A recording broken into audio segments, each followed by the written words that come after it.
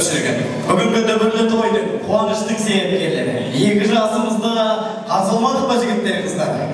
Ал шіркін деймін да жігіттер, жүрегі отты жалында, ел жұртына қадірлі.